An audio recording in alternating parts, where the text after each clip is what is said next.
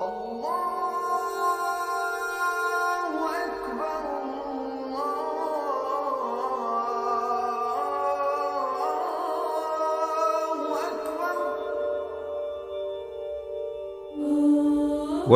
to Understanding Islam, the second series, Standing Before God.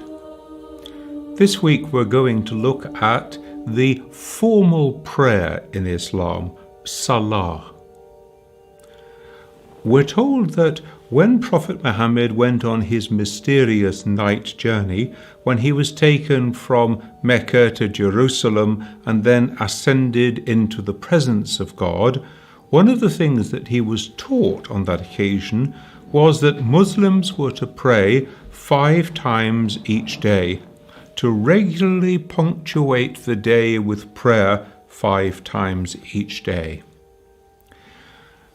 He was actually taught the rubrics, the actions of prayer by the angel Gabriel.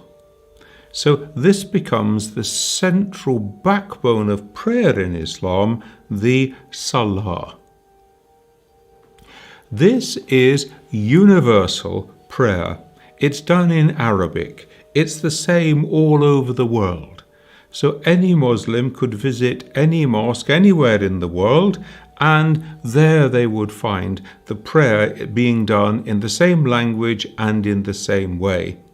So the universal Arabic nature of the prayer means that those Muslims who do not have Arabic as their mother tongue have to learn certain phrases of the prayers phonetically in Arabic. And they also will learn some verses of the Quran so that they can recite them in Arabic during their prayers. Of course, new converts are encouraged to come along and pray in congregation in the mosque so that the prayer leader actually recites the Quran for them. The prayers are timed around the passage of the sun. This means that everyone can see when the sun rises, when it's in the middle of the sky, when it sets, and when it's dark. You don't need to be rich. You don't need to be rich enough to have a watch or be educated enough to read a watch. You don't need anyone to tell you when it's time for prayer. The relationship between God and the human being is direct. Every adult can work out the times of prayer. They are responsible, nobody else. Now, mosques will publish a timetable because, especially in the kind of northern climates that we have in Europe, it's not always so easy to know the precise times of sunset and sunrise and so on. So mosques produce a timetable that guides people in prayers. They have to be done locally, of course, because as you move from one place to another, so the time of sunrise and sunset changes. Now, for each of these prayers, there is a window of opportunity. So it means that there's an allocated time during which prayers can be done. And the 5 times for prayer are, and I'll give you their Arabic name as well, Fajr, which is the prayer before sunrise in the morning.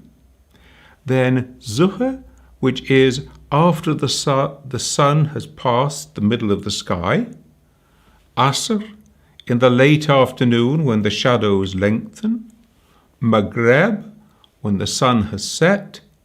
And Isha at night time. So 5 prayers timed according to the passage of the sun. Different schools of Islam have different rules about grouping these prayers together and about shortening them. So shortening them perhaps if you are traveling, grouping them together For example, Shia Muslims habitually group these prayers together into 3 occasions of prayer. Other schools of Islam say one should only do this in particular exceptional circumstances. These prayers can be done individually or they can be done collectively. It is better to pray with others if possible. It doesn't have to be in a mosque. It could be in a workplace or in a family home. Now, if a mosque is going to have collective prayer, then it needs to publish a timetable to say, if you want to pray Fajr prayer on this day, be here at this time, because a collective prayer has to start at a certain time.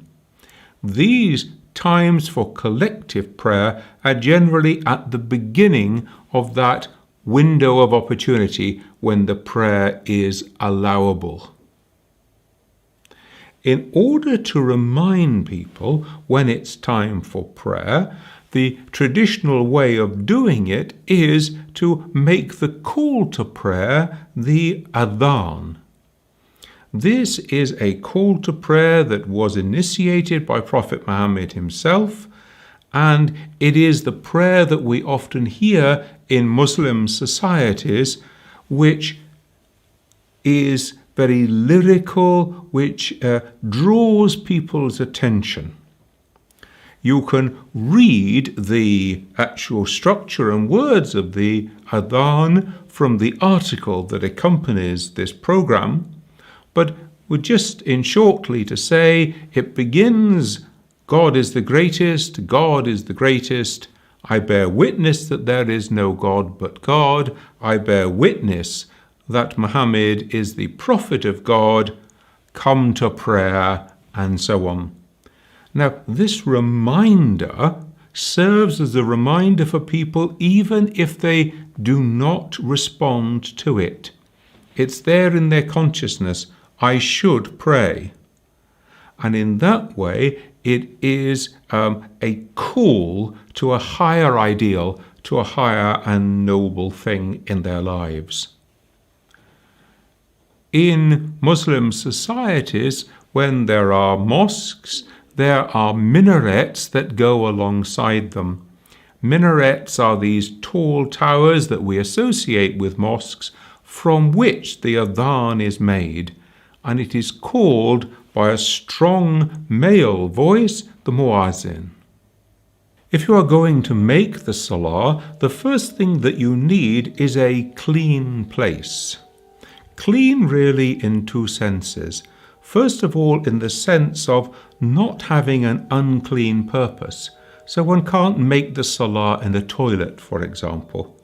But clean also in the sense of being swept out and being clean to pray. This means that you don't have to pray in a mosque. On one occasion, Prophet Muhammad said, "The whole world is my mosque, so I can pray anywhere that is clean."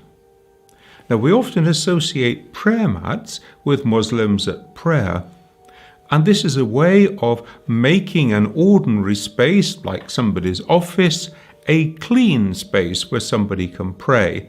So in the office, people walk in and out with their street shoes. That's not clean. I roll out my prayer mat on top of the carpet in the office. It's now clean and I can pray there. Mosques are carpeted. So it's a good tip whenever you are in Muslim society, either at home or in a mosque, whenever you see a carpet, make to take your shoes off. This is why shoes are always taken off in the mosque, so that we keep the carpet clean and fit for people to pray on. Now, Sunni Muslims will prostrate directly onto this carpet itself.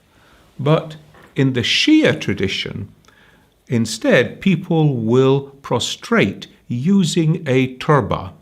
This is this small tablet of clay which is placed on the floor in such a position that when the forehead comes to rest, it rests upon the clay. This was a tradition that dates all the way back to the time of the Prophet himself, when it was very hot and the sand, the pebbles on which they were going to pray was burning hot. People would take a little portion of it, run it through their hands to cool it, blow on it, and then when it was cool enough, make a little mound of it, place it there on the floor, and then they could prostrate on it without burning their foreheads. These days, lots of these turba are actually made from the earth or the clay that is to be found around Karbala, the place of the martyrdom of Imam Hussein. The next thing that you have to work out is the direction for prayer. Now, we know that when Muhammad was in Mecca, he used to pray whenever possible near the Kaaba, facing through the Kaaba in the direction of Jerusalem, because this was the city associated with all the earlier prophets. When he moved first to Medina, he then orientated his community toward Jerusalem, and that was the direction in which they pray. Now, the word in Arabic for direction is Qibla.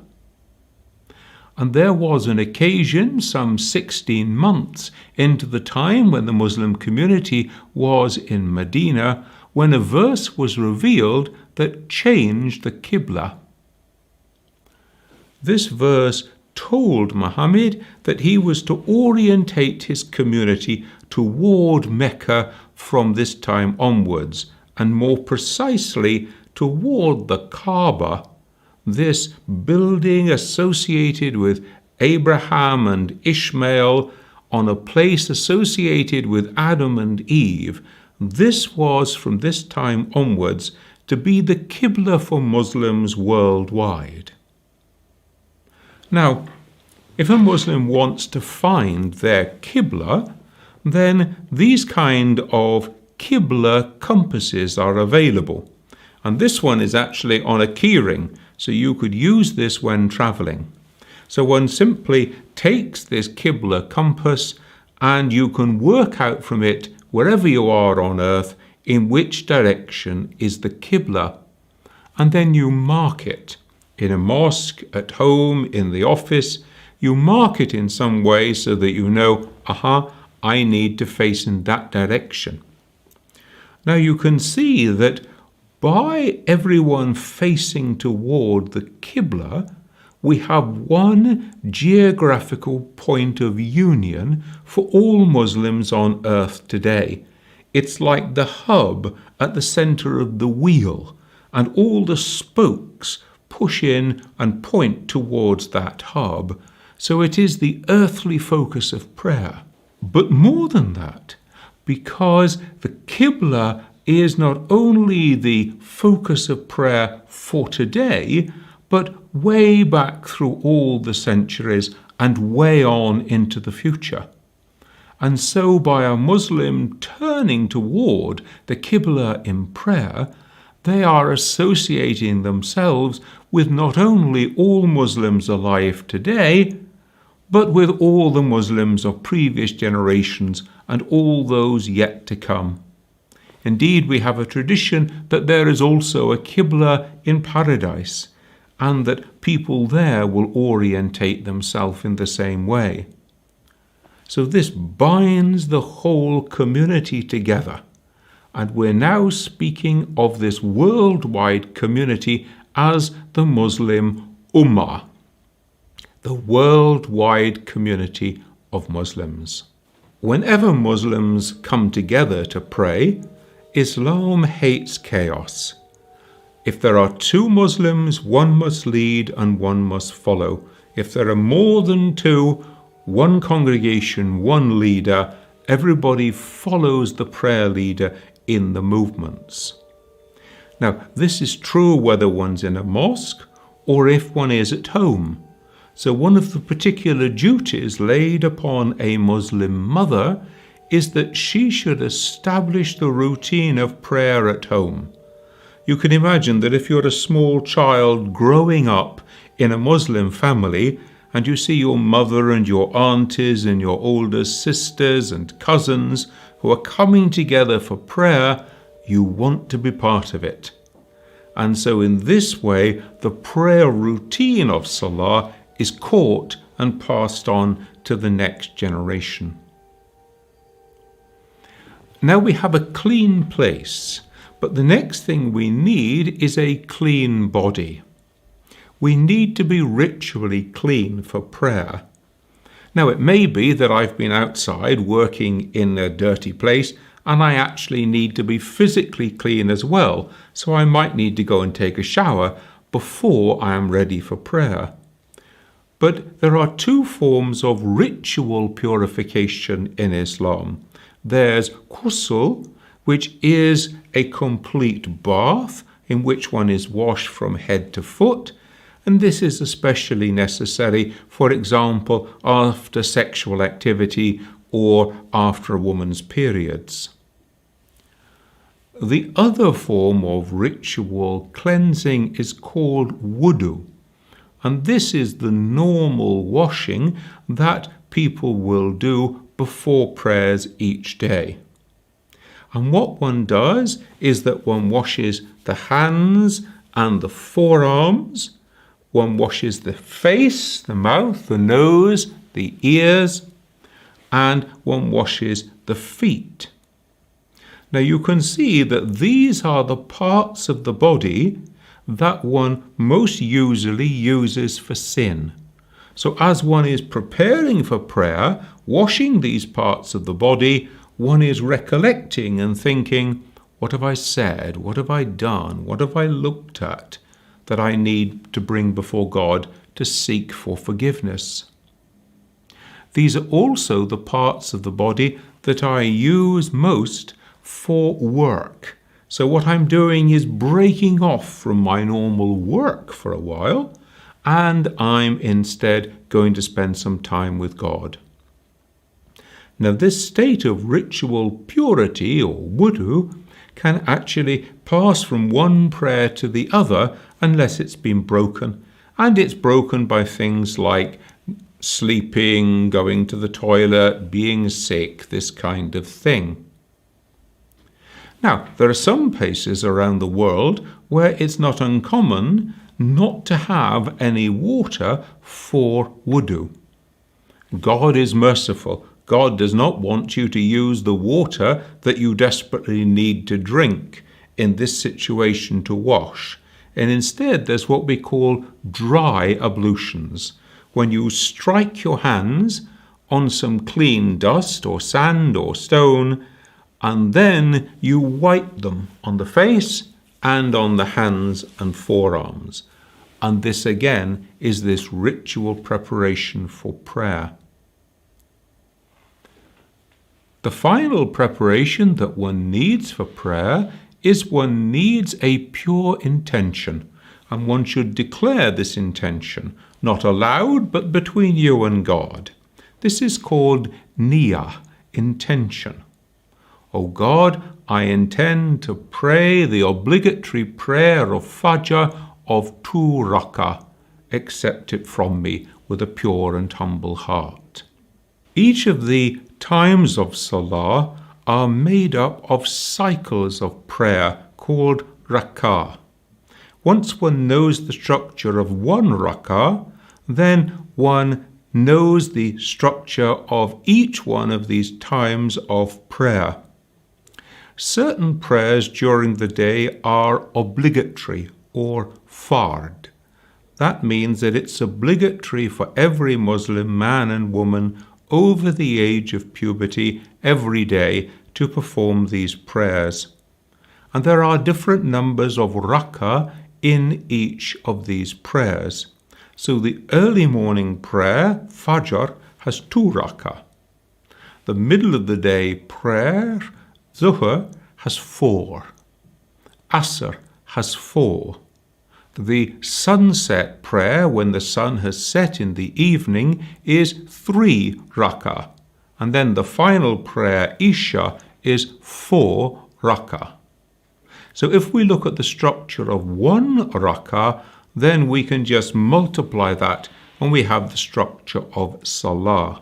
The first element of the rak'ah is that one stands before God with total concentration and total devotion to God, raises one's hands beside one's ears like this and says, Allahu Akbar, God is the greatest. Now this is casting off the world, but it's also focusing all my attention on God alone.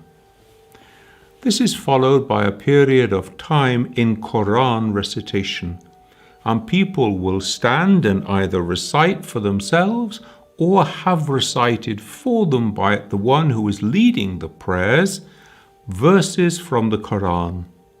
First of all, the first chapter of the Quran, and then other verses as one chooses. After the Quran recitation, we go into a series of movements. The first movement is a profound bow from the waist. This is one's response to receiving the guidance of God in the Quran. One responds by bowing in this way. Then one stands erect for a period of time in silent prayer, and then begins 2 prostrations. In the first prostration, one goes down and kneels and then goes forward into prostration so that the forehead and the palms of the 2 hands, the knees and the feet are all on the floor by God in an act of total humility and submission. And at this moment, one is repeating the prayer, All glory be to you, O Lord, the greatest. Then one sits back on one's heels for a moment and then go into the second prostration. And again, the same form of prostration, and in this time the prayer is, All glory be to you, O Lord, the highest. Then one stands again, and that is the end of 1 rak'ah.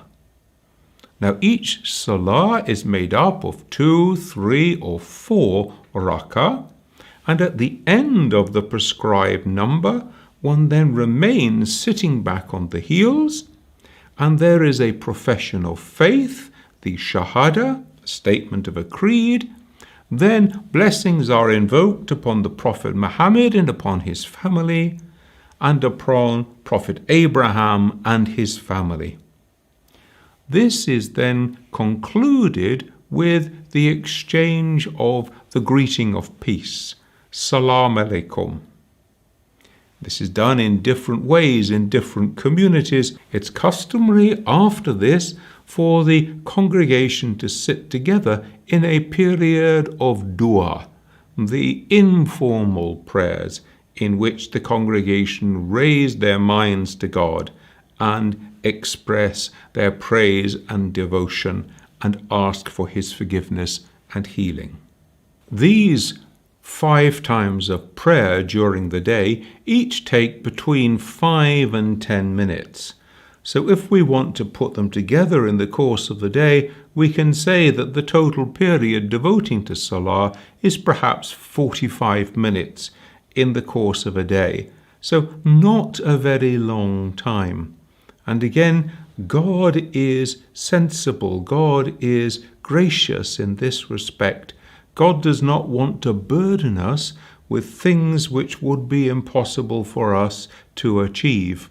So indeed, those who lead congregations of prayer are told, do not extend the prayer, because the piety of those people who are praying behind you may not be the same as yours.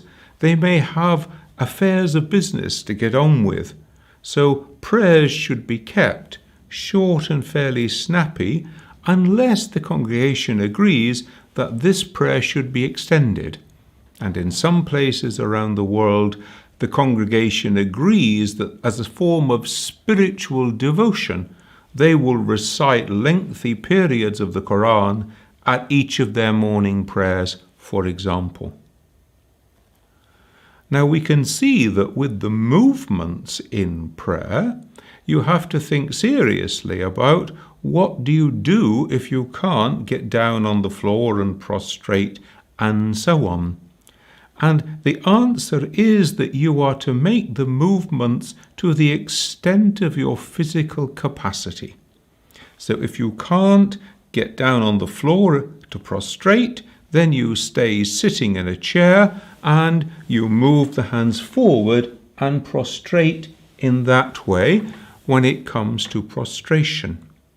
If one is lying in bed and can't do that either, then one can simply move one's arm as a sign of prostration. Ultimately, even the movement of the eyelid with the correct intention is sufficient. So the prayers are not to be given up unless there are truly exceptional circumstances. They are obligatory for every Muslim. It was the Prophet's practice to pray additional prayers in addition to these obligatory ones. We use the term sunnah. It was his customary practice. It was his sunnah. And there are different traditions of how many sunnah prayers he prayed, how they were divided before and after the formal obligatory prayers. But it's quite common within different Muslim communities to find people observing some of these sunnah prayers. And they are just the same rak'ah structure repeated again. But it was the Prophet's practice always to change position. So after the obligatory prayers, he would change from one place to another, so that he was saying, this is obligatory, this is optional. Know the difference between them. The principal gathering of the week, the principal congregation, is on Friday. This is for what's called Friday prayer or Jummah.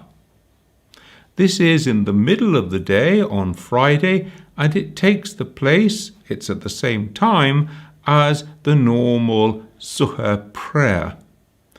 And on this occasion, people will try to congregate together. Now, for a Muslim man, it is a requirement, it is obligatory to congregate together for this Friday prayer, if at all possible. For a Muslim woman, she is invited to come, she has the right to come, she's encouraged to come, but she's not put under the same obligation, because if she was, in traditional societies, women have a responsibility for children and for the elderly. They would be doubly burdened if they had to balance their responsibilities to children and elderly and at the same time get to the mosque for Jummah prayer. Therefore, they come if they can, but if they cannot come, they pray the prayer at home and they receive the same blessing that they would receive if they had come to the mosque. Join me next week when we're going to explore the centrality of the mosque in the life of the Muslim community.